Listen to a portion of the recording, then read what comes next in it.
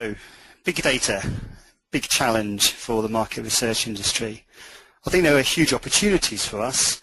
It generates completely new ways of understanding the market, understanding consumers. But there are also some serious threats to our current business model, as frankly much of market research is largely based around engaging with consumers and asking them questions, which is fundamentally what big data as it currently stands doesn't seem to be about. So I don't think we need to dwell too long on the understanding that big data has had a meteoric rise and continues to have a meteoric rise. And really that's reflective of the way in which so much of our lives are now played out in a digital environment, our socializing, our consumption activity, our working, and of course as devices become more and more IP enabled, our fridges, our microwaves, our toasters and so on, then more and more data starts falling into the realms of big data. And clearly the expectations of what big data can deliver are extremely high. There's a sense of an understanding that big data can provide some very tangible results in real time, and that we're able to sort of flex and swap it around and combine sources. So I think one of the questions which is being asked, and which is relevant to us as a market research industry, is why should people pay for difficult and time-consuming market research that doesn't always have a very tangible ROI? That's a fair question, but should we be treating the promise of big data with some caution? Is it really going to answer all the questions which a business needs for its market and consumer strategy? I think there are a number of assumptions around big data that we as an industry really need to properly address and challenge. I think one of the ones I start off with is the implicit suggestion in much of big data analytics that it fully reflects our inner lives. So the traces we leave are increasingly reflective of the types of people we are. And to some extent I buy that, but I don't buy that it'll ever be fully enough. I don't think that the traces we leave will really pick up sufficiently on the emotions and our attitudes and the complexity of our human inner lives. And at some point we need to engage in the messy process of asking people questions or engaging with people and talking to them essentially. Another key assumption around big data is that we need to simply observe in order to understand, kind of related to the previous one, but I think much of big data analytics is atheoretical. I think Chris Anderson in a famous article was suggesting that famously touting big data as the end of science. So the way in which it would work out with ourselves and our interests is that we wouldn't necessarily need an understanding of consumers, we just need to look at the relationships in the data. Now, my view, and the view I think that we should be taking as an industry, is to start questioning that suggestion, which I think is fundamentally tactical and limited. Third one, big data remains behind the firewall. So, and this seems to be an increasingly vocal argument that's being made, and frankly, that I can understand the argument that that companies are very sensitive and data should be remaining in a very secure place, but fundamentally the challenge with that is that you then only see your data, so you have a limited view of the market, and I think market research is really in a position to help aggregate and inform a wider understanding. And finally, I think that another assumption around big data is that the individual is the only valid unit of measurement. Now, I don't think that's something which is peculiar to big data. I think that's also an issue which affects us in market research as well. But what big data allows us to do for the first time, in fact, is actually allows us to start exploring those social relationships within the data. So I think I just want to just move on to just talking about the way in which I think big data is perhaps not the panacea in its own right, and we need to start creating a bit more of a vision about what big data looks like from a market research perspective. And it's worth just talking briefly about the way in which data is currently used and published. There's a report which a guy called John Ioannidis put together, which most alarmingly identified that most published research findings are false. Now, obviously, somewhat alarming for us as an industry to read that sort of finding, but I think the point which he was making is that this is largely due to a lack of understanding of the context in which people often find themselves. So there's a lack of realism about being able to distinguish the absolute effects and real effects of what's going on from spurious relationships. Secondly, and I think we're all familiar with this issue as well, is that we are still dependent on individuals to interpret data. Simply because we've got a lot of data doesn't mean that we've got a foolproof way of interpreting that data. And I think Nate Silver, in his book Signal and Noise, which is definitely recommended reading on this area, makes the point that those two issues together really mean that large-scale data sets can simply mean more errors.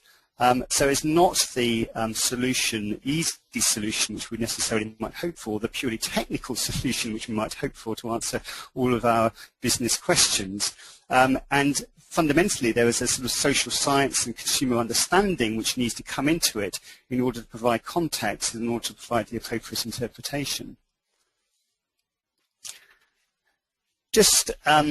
So I think as a profession we need to start articulating a new approach to big data, moving it to what we're starting to seem to be calling it smart data. And just to refer back to Nate Silver, he makes a convincing argument about the use of Bayesian approaches, which I think form a pretty good way of us starting to think about data analytics and data sets. And it's really about intelligent ways of dealing with large-scale data sets, which fundamentally really reflects an awful lot of the best practice which is currently going on within market research. So number one, the key principles of the sort of a Bayesian approach is, number one, consider the context. So really that by understanding the context in which we find ourselves, we're much better able to start filtering out spurious relationships when they appear. Dealing with false positives, this is particularly important when dealing with large-scale data sets, as of course we're more likely to be encountering false positives. If we explicitly understand that and explicitly start measuring them, we're in a stronger position. Outcomes of Bayesian approaches are generally stated as probabilities rather than absolute numbers. Again, I think more realistic for our sort of non-linear and sort of multifaceted world in which we find ourselves. And finally, big data encourages more multiple use of data sources. So in nature of the sort of big data world, where the vision, the goal is to have a single customer view, but the reality is that much of big data is in separate databases, and part of the task is piecing it together. So just very briefly, and this is less about the stats and more about the approach, it's just useful to have a sort of tangible example of the way in which Bayesian thinking works. So a new service launch, and so the hypothesis is that the launch will be successful. So we start with a prior probability, and this is our context setting, that the launch will be successful. The context is, well, only 4% of launches of new products are successful.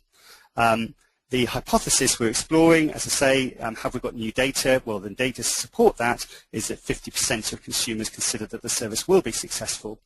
We've then also got the number in there about the probability of false positives, which from our experience is 5%. The algorithm then works, and we're chanting out at the back end a 29% probability of the service being successful. Now, this is just an example of a very simplistic way in which the sort of Bayesian approach works. But I think it's useful just to briefly go through that, just to explain how these different elements can come together in a fairly straightforward way. So, what does a big data landscape actually look like for market research? I've tried to sort of started mapping this out very briefly, and this is where I've got to.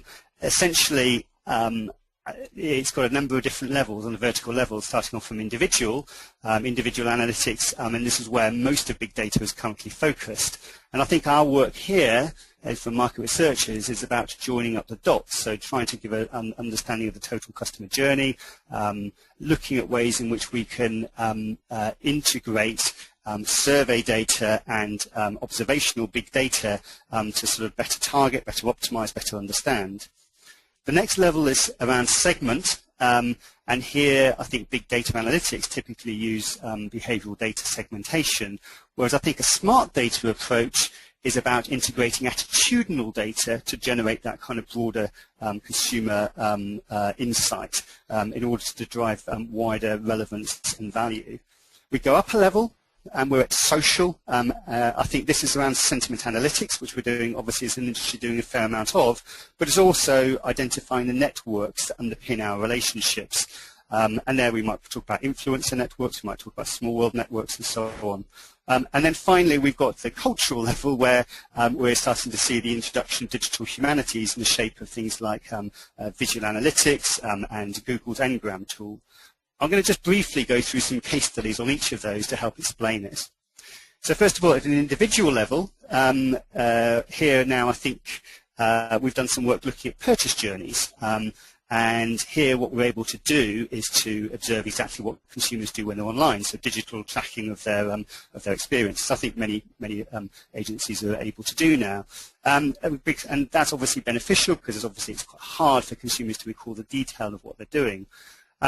We can then understand how that behavior changes as they come into contact with different brand touch points, but also integrate that with survey data to look at what they're doing offline, understand why they did those different things at each point.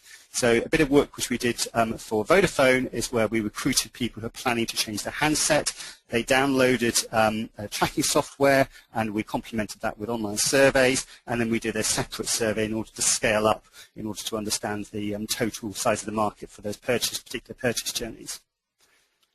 Moving up to level 2, the segmentation case study we did some work here just to illustrate the point about segmentation. We did some work here with BT, who had a large prospects database, about 50 million households, and they wanted to leverage some better value out of that.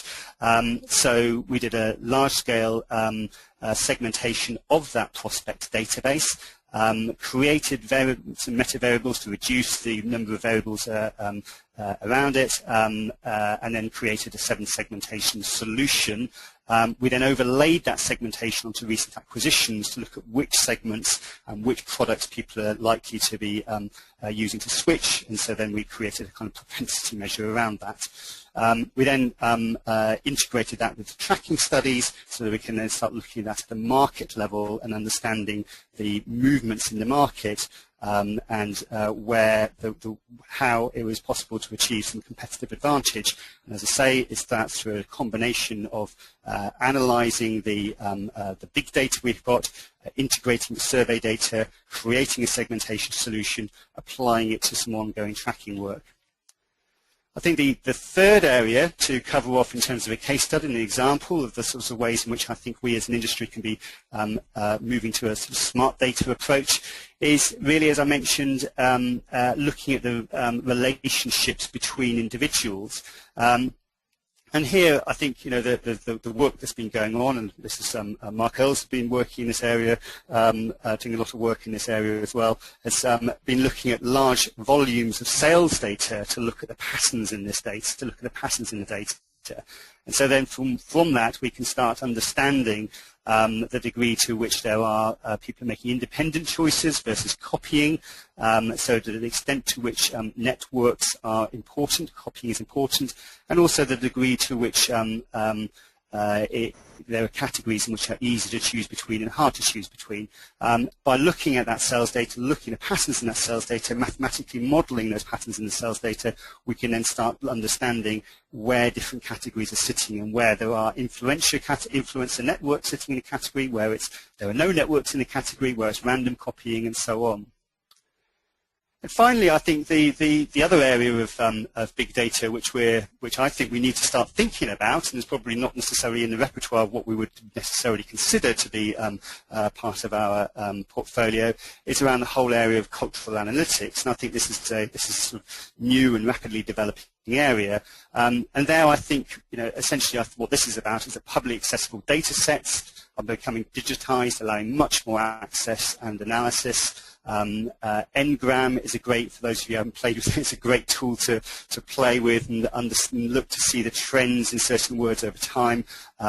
Alex Bentley has been collaborating with others to do some exploration of the way in which different words sort of change over time. It's worth having a look at some of the stuff which he's been doing. And I think it's just very interesting as a tool to start identifying and exploring trends over time.